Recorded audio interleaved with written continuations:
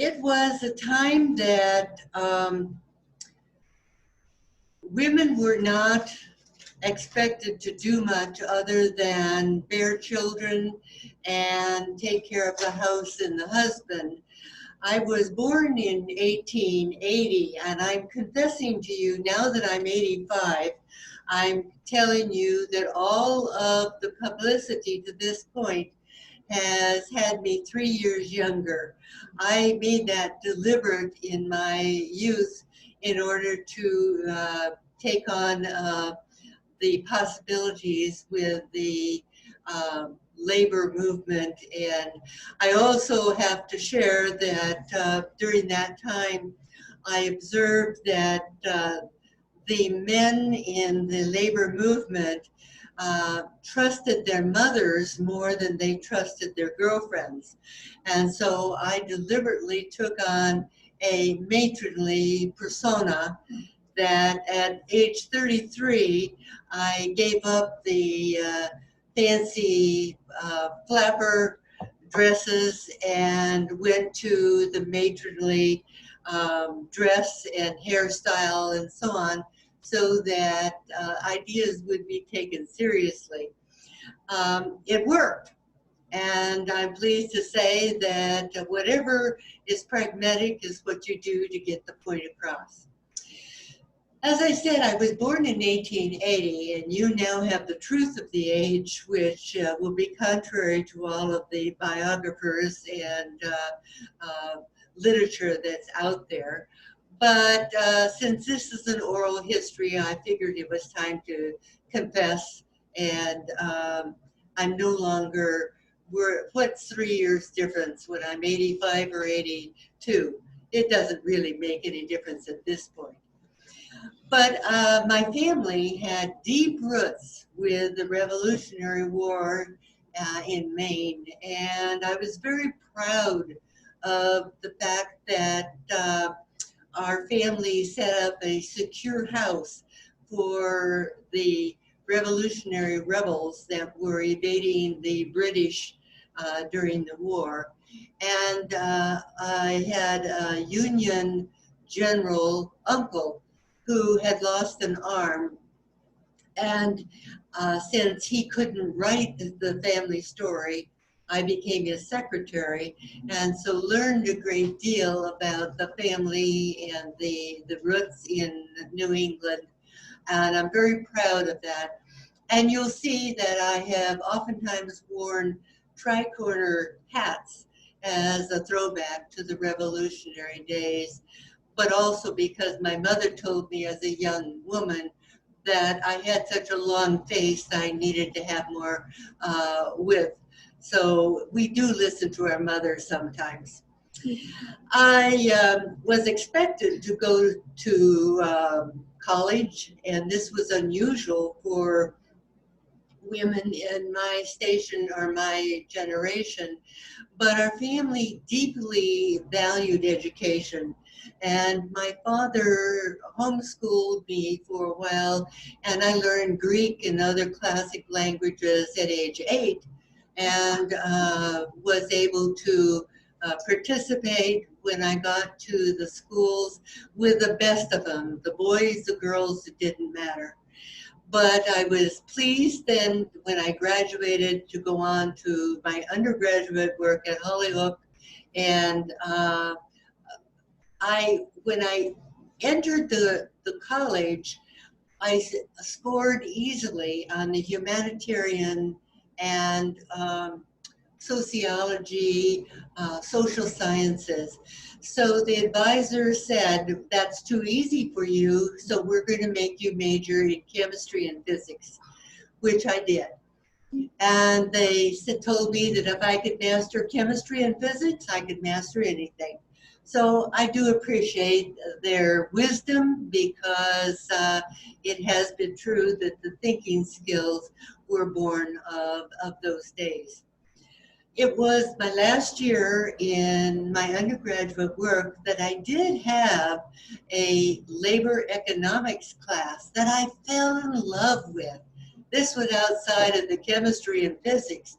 and I suddenly had a new light on the horizon and fell in love with economics and particularly labor because I saw it as a way of helping people. When I was studying with my father, I asked him one time, why are nice people poor? And he said, dear, people are poor only because they're lazy. And I didn't argue with him.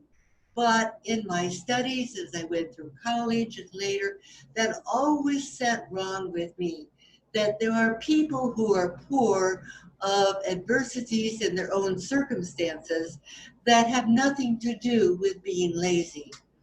In fact, when I was in Hollywood at college, I had in this class that I mentioned I fell in love with an opportunity to do field work.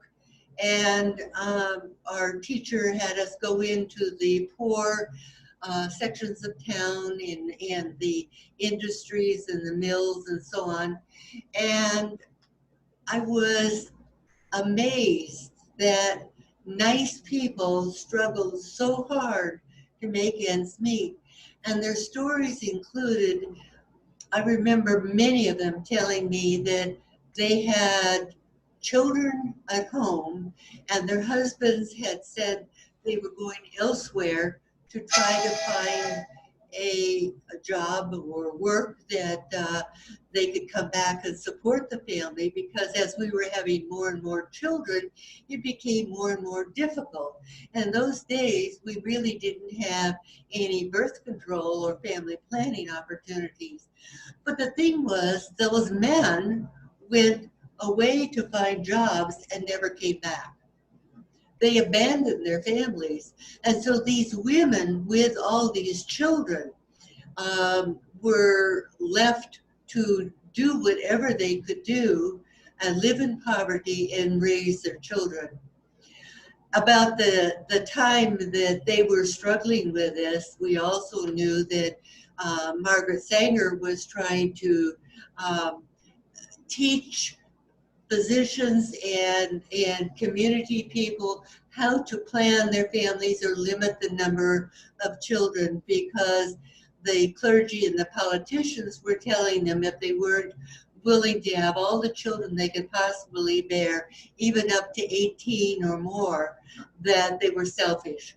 So these people were poor not because they were lazy, but because of circumstances.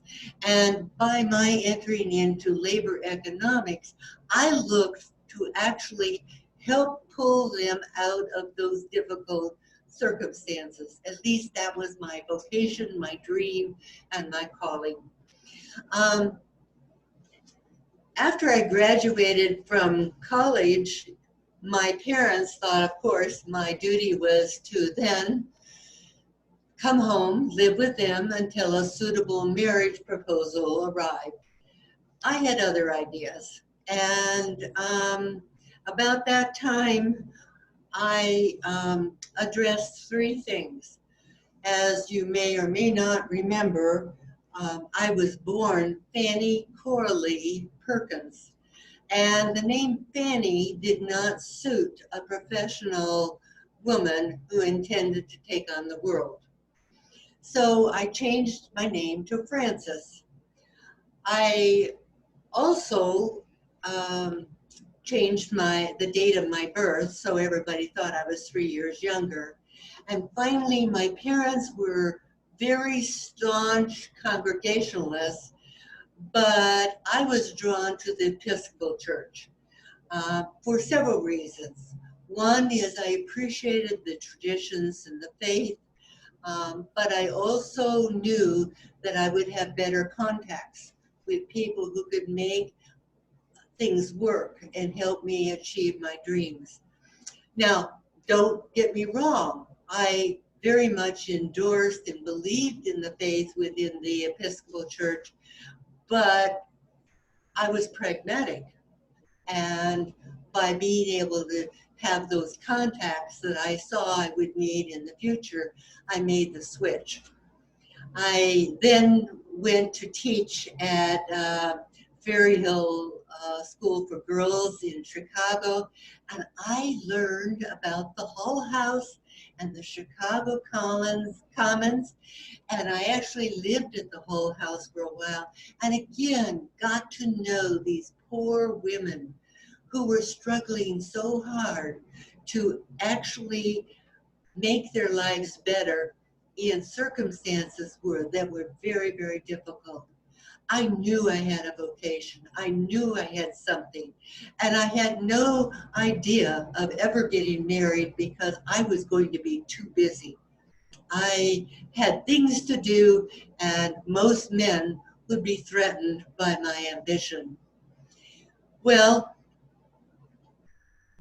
I did meet a man, Paul Wilson, who was intellectual, who was sensitive, and who took me for being real. He talked to me like a real person in on an equal basis with him. And so, of course, I fell in love and we married. And uh, well, you might say the rest is history, but there was a lot of history in between that.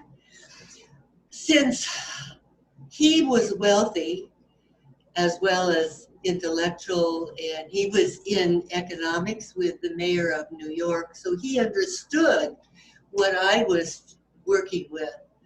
I had gone on after my teaching gig and had worked with, gotten my master's, started at the University of Pennsylvania, and then finished at in New York here at Cornell.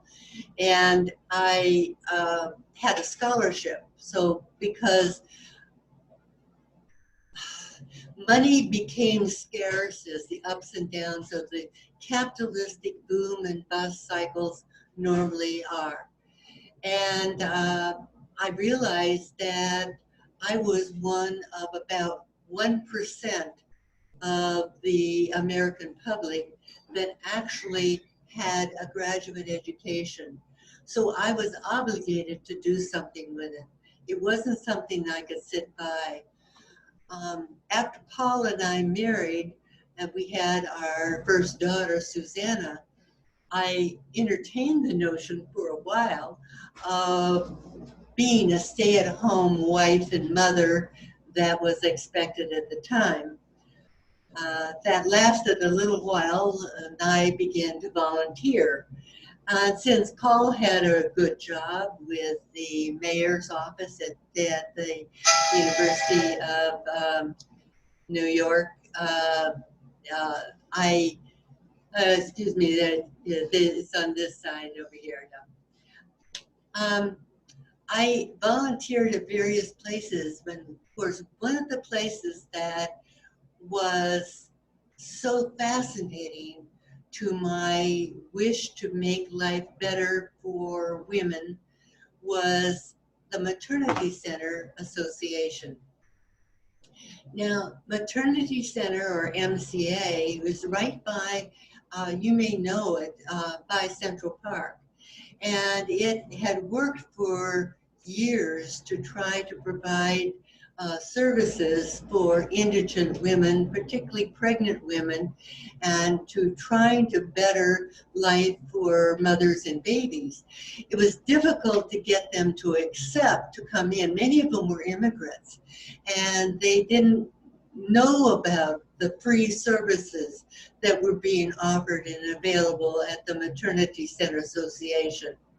So my volunteer days turned into, I became executive director of the Maternity Center. And we still tried to find the pregnant women early in their pregnancy so that we could provide care for them and their unborn babies. So we sent our nurses out into the tenement houses and asked who were the women that were throwing up daily in the communal bathrooms. And that's how we identified what women needed to come in to our prenatal clinics. And I have to tell you that after 5 years of getting these women to come in for prenatal care, we reduced the infant mortality by 60%. So even though that it was not to be my life's work, I felt it was a great start. And I owe it to the fact that I moved on from that position after Paul lost his job when the mayor was not reelected for New York City. And he had a total mental breakdown. He was later diagnosed as bipolar, and he became very unwell. And so I had to go back to work. I had the fortune of having childcare, and I had a well enough paying job that I was able to provide the medical services at a hospital institution for Paul, where he remained then the rest of his life. But Susanna and I took on the world. And I have to tell you, as I remember back, the change points in my life that really made a difference. I was having tea with friends in New York, not far from Central Park, when we heard this commotion of clanging fire bells and lights and people running and rushing towards the commotion. And I arrived at the Triangle Shirt Factory where the immigrant women were basically forced to work on the 7th and 8th floors with locked doors and no fire escape. As the building itself was on fire, and I arrived just as I saw the first body come off the 7th floor with the choice to either be burned alive or die on impact. That stayed with me. And I have to say that my lobbying for safety and for work and labor all is rooted in that traumatic experience of watching the shirt factory fire. After Paul was committed to the hospital and I looked for gainful employment for Susanna and myself, and of course to pay for Paul's care in the hospital, which wasn't inexpensive, but I was privileged to work with some very important people. You may remember that the Tammany Hall bosses of New York basically controlled the mob or the politics or anything else that got done. And they were not looked well on by the upstanding politicians and citizens. But I figured out that by being pragmatic and selecting which bosses I could groom and work with, I would have an advantage because I would have their power behind my ideas. And so I did that. And I found some very caring men within that awful organization, but that we got things done. At the time, Al Smith was running for governor of New York, and I lobbied hard for them, and I got the bosses to come along and bring their power to Al Smith's campaign, and he won. He won, but better yet, I had told Al that he needed to listen to the women. We were getting the vote. We would have more and more people out there, women who would express their concerns for family and opportunities. And that instead of talking down to the women, he needed to be real and concern them with the real issues with respect. Al learned that. and he won. And we had several years under Al's governorship where we were able to get in safety measures. Factories now all had to have sprinkler systems or ways of providing water to douse fires.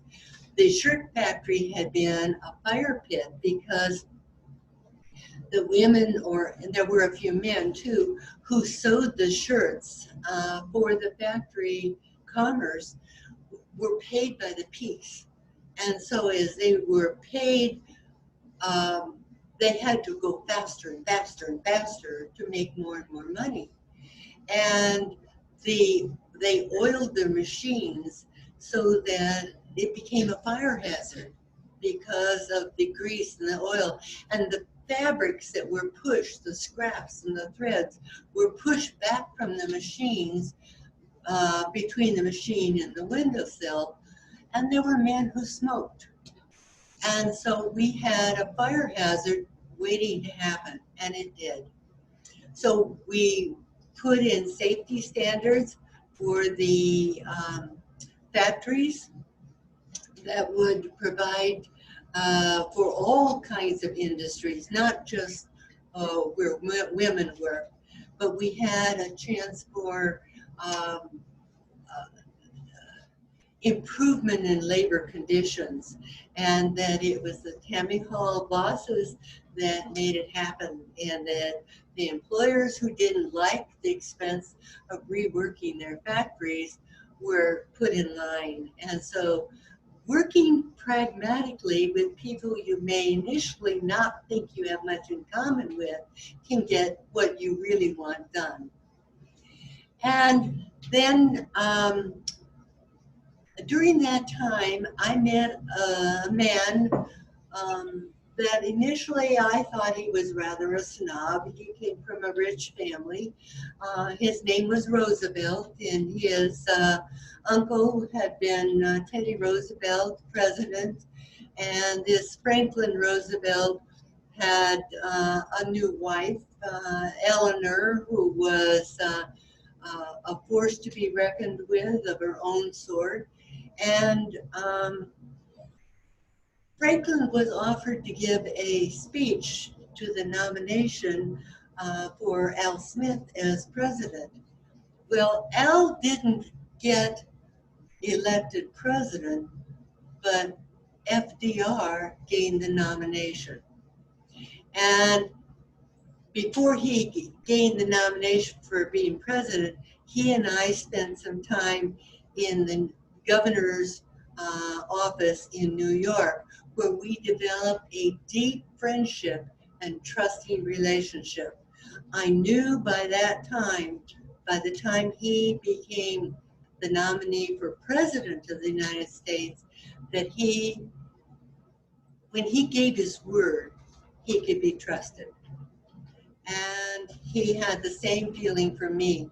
Now, because I had adopted this rather matronly persona, I was not any sort of a threat to either Franklin or Eleanor or any other women, wives in the situation. But they came behind me and supported me because I had the education, I had the experience by that time, and I had the power of these leaders. So I have to tell you that when Franklin received the nomination, I didn't know what would happen with my job. I knew I had been paid $8,000 a year, which was the highest that any civil servant in New York had ever been paid.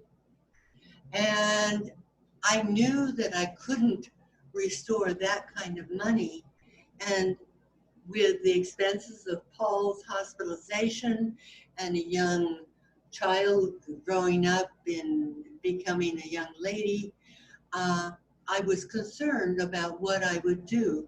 I knew I would find something in the labor market, but not that would probably meet that kind of income.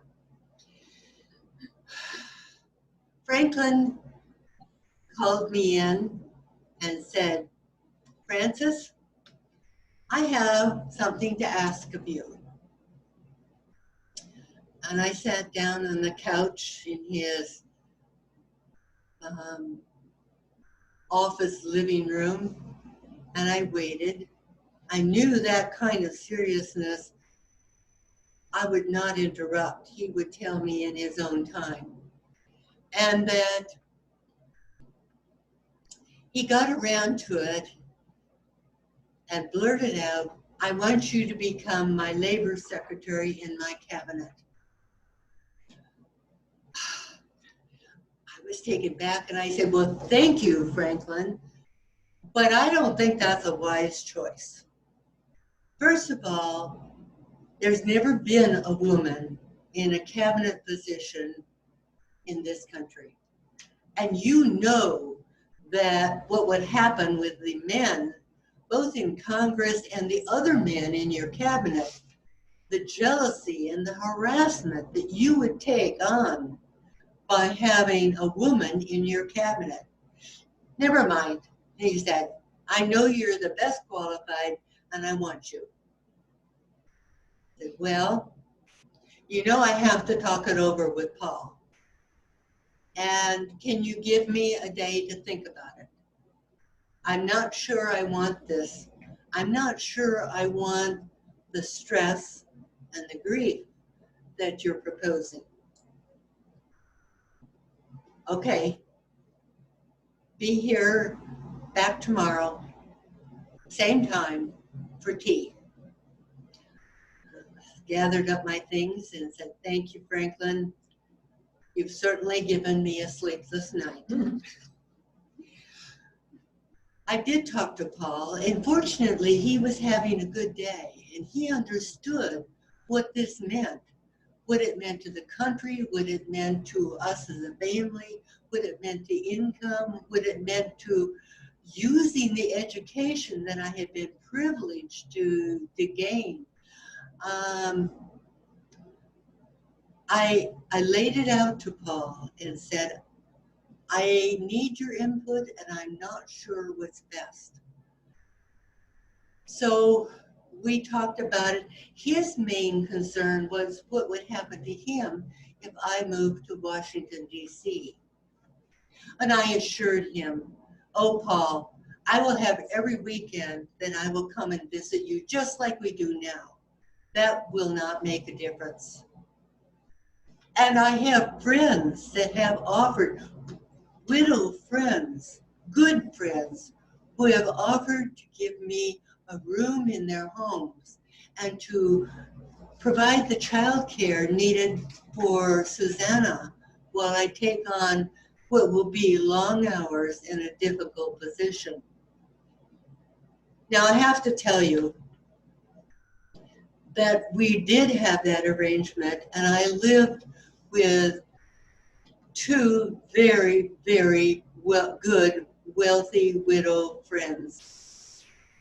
And since men write history, and many times they write it in the image of themselves, they assume that two women living in close proximity who were not related must be lesbian. Everything had to come down to sex. And I was accused of it. My friends laughed at the notion of it, and it never really reached dangerous proportion. But my concern was to shelter Susanna from the talk that might unsettle her. I am forever grateful to these lady friends because all of my income went to support Paul in the hospital, and I had very little left over, even though it was a reasonably good paying job with the government. Well, We moved in, we settled in to Washington, we had cabinet meetings, and I was right. The other men in the cabinet were jealous. They tried everything they could to discredit me and to break the trust bond that Franklin and I had. I knew that when I had told Franklin, when I accepted his offer, that I would only accept on the condition that he support 5 things. I knew he would follow through. Those 5 things were, first of all, he had to promise that we would have a reduced work week. Now in New York, we had been able to get the work week for women down to 54 hours a week. I wanted to move it down now to 40 hours a week. The second thing was we had to have child labor laws. We could not have children working in factories when they needed to be in school so they could be better citizens for the future. Franklin had nodded and agreed.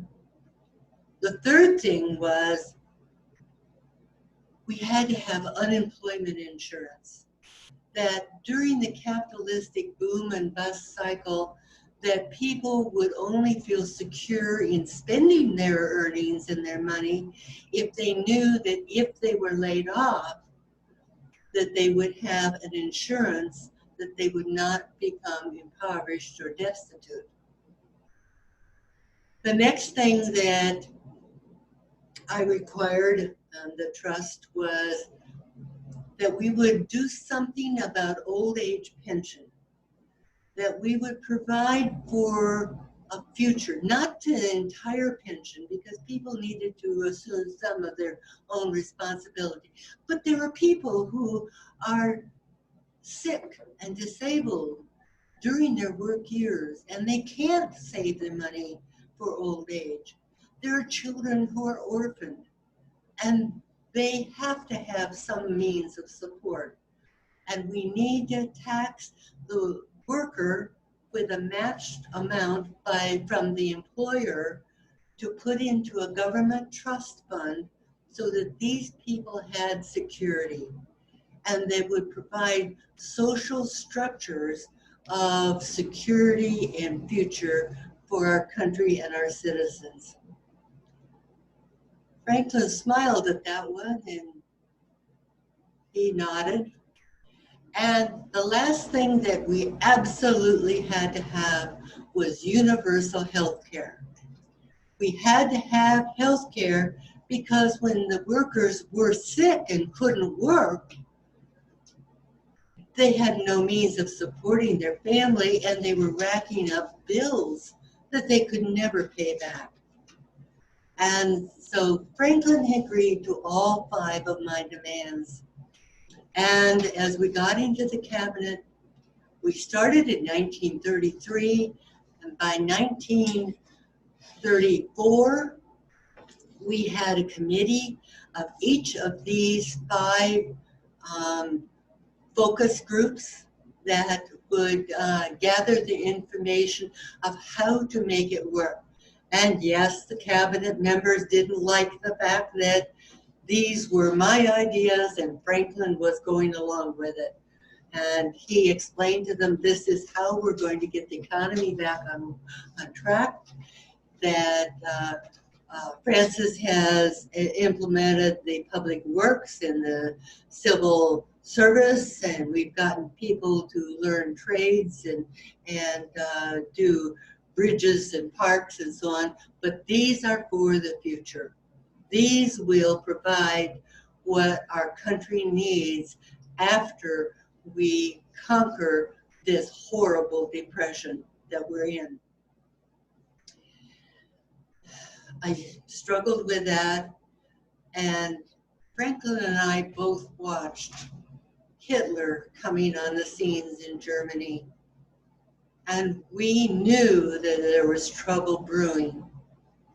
And by 1934, there were boatloads of the best and the brightest, the professional people wanting to immigrate to America from Germany, trying to escape what was happening under Hitler and the Nazis.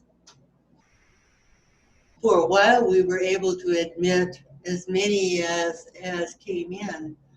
And then the cabinet members began resenting the fact that I had such authority in my labor department over immigration. And so I had to move quotas from other countries to Germany to keep providing entrance for these people who desperately uh, wanted to join us and who would contribute so much to our economics and our society.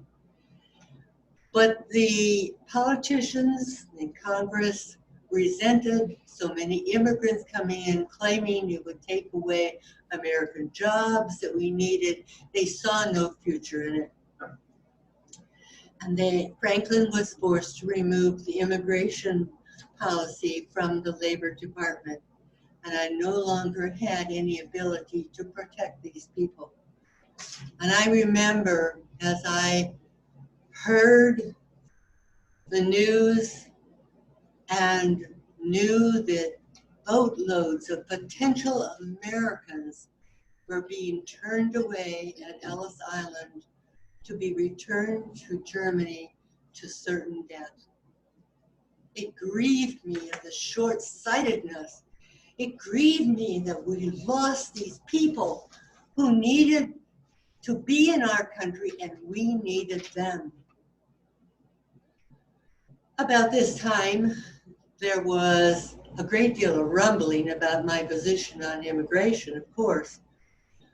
But there was an Australian immigrant by the name of Lloyd Bridges who wanted to join a union in San Francisco as a longshoreman.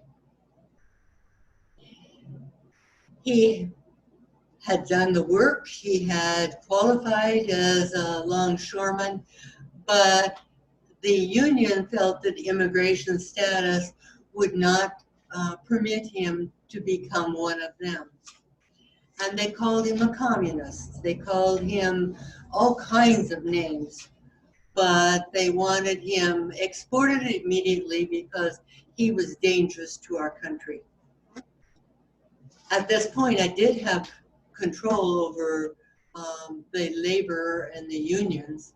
And so I made sure that Mr. Bridges had due process. And as it turned out, none of the accusations could be verified. They were all trumped up. And the hearing and the accusations were thrown out because there was no proof. And so the people who had loathed me and loathed the fact that I had taken away the right to deport Mr. Bridges went after me with an impeachment hearing. Franklin told me, "Don't worry, it'll all be all right." I said, "Yeah, you can say that confidently, but I have a child and a husband to support." Well, he was right. The accusations against me were thrown out because there was no proof. They called me a communist. They called me all kinds of names. And of course, to be called a communist in these days was a kiss of death.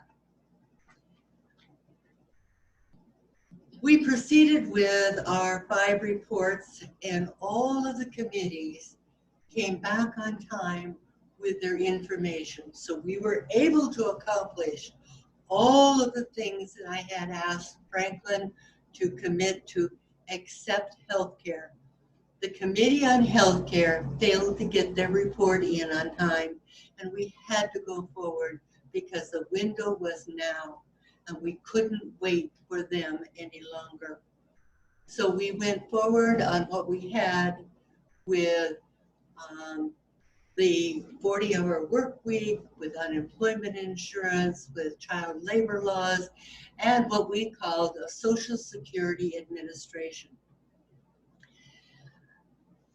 it had been a problem to get Social Security through. And well, the lawyers had been working on the probability. I kept saying, we have to find a constitutionality to make this work.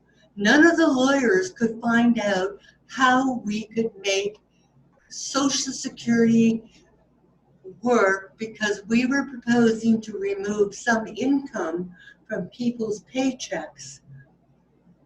Demand it be removed. They had no volunteer to it. And that the employer would be taxed the same amount, and it would be put in a trust fund away from their availability or accessibility. And none of the lawyers could come up with a solution to that. And so in the true form of the day, this is, again, 1934, I knew that Chief Justice Stone was open to ideas, and he could be very creative, and that his wife was home for tea on Wednesdays. Now, this was the custom of the day, that various society women would pick a day of the week where they would be home for tea, and anybody who wished to come and visit with them or share news or gossip or ideas was welcome. So I had presented myself on the Wednesday, and I had, fortunately,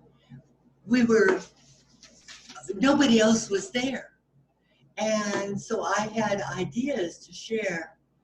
And I asked if Chief Justice might be around or available, and he was. He was available, and so he came in. Now, the true gentleman, the maid brings in the tea tray, sets it on the table, and the true gentleman that Chief Justice Stone was, he served the tea to his wife and myself, and then sat down to enjoy the cup with us and to listen, because he knew I must have some kind of ideas or I wouldn't show up on a Wednesday and ask for tea. And I told the Chief Justice what our problem was, that the lawyers had not been able to find any constitutionality for taking the money from employers and employees. He says, it's simple. It's the poll tax. You can do anything with a poll tax. Great. I said, it's done. Thank you very much. And I bade him farewell. Well, it turned out that it was the poll tax that was deeply embedded and legal by the Constitution that made Social Security secure. It has been amended and amended and amended, as it will, because there are things that we didn't anticipate that have arisen. But as it has been a living and a breathing instrument of security for our citizens, we have embedded it so deeply that I know it's safe. I know it's secure. Nobody can destroy it unless they destroy democracy. And I was so grateful to Chief Justice Stone, because he had the brainstorm idea of how to make this not just possible, but embedded in our way of life. And now in 1964, I have to add in that there is being talk of adding in a health insurance, particularly for seniors over 65, onto that Social Security framework of the poll tax. And that is what will make healthcare possible as it goes forward. Well, we arrived at the signing date for Social Security, And if you see the pictures, you'll see me staring off into space instead of looking at Franklin signing the bill into law. That morning, as I left the home, I received a phone call that my husband, Paul, had wandered off from the hospital and nobody could find him. I knew I had to go to the photo opportunity with the president, and I did.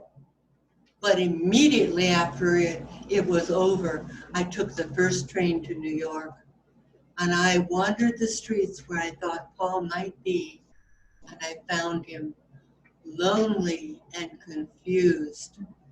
I brought him back to the hospital, where he then remained until he died in 1952. I look at the pictures and I remember what I was thinking that day. Yes, the Social Security Administration was a milestone, and I was happy to give FDR all the credit. I didn't need any of the credit or the public notoriety. All I wanted was my private life and to get the ideas to protect other people, and that nice people didn't have to always be poor. I developed a very trusting relationship with Eleanor during these years, at 4 terms that we were in the White House. At first, she was afraid of me. She felt I was an intellectual and she was intimidated. But as we trusted each other and she knew I was not a threat to her marriage, as some other women were and had been, we developed a relationship where I could be the intellectual, I could be the head, and she could be the heart. She could explain it to people. And together we accomplished more than either one of us alone could have done. When Franklin died in Warm Springs and was found to be with his mistress that he had promised never to see again, my heart went out to Eleanor. And I thought the betrayal that he had done to her, and I was angry. I had trusted Franklin, but his wife could not trust him. Well, Eleanor went on, and as you know, has developed her own life and done very marvelous things. Truman came in to be president. I resigned from the Labor cabinet. I had tried to quit every term that Franklin was in office. I kept going into his office and saying, I've got to quit. He said, no. I've got to quit. No. The last time I went in, right after he had been elected the 4th term, and I said, Franklin, I have to quit. And he said to me, no, that's being selfish. So I took it. And when he died, I did quit. And Truman appointed his own labor secretary. I went home to write the book, The FDR I Knew, that many of you have read or know of. Truman asked me to go to Paris to head the U.S. delegation for the International Labor Conference. And I was thrilled that I could still do something productive. And then I came back to Cornell. And I have to tell you, these have been the happiest years, being a professor here with the intellectuals, the people with ideas, the people with possibilities, to see that the work we had done during the Depression has pulled nice people out of poverty, that we have new opportunities. These have been good years. And I appreciate all the lessons. I see many of you who have graduated and gone on, but have come back for this oral history today. I thank you for carrying my work forward. I thank you for going on. And we together will have a better country. and labor economics is a part of it. Thank you so much.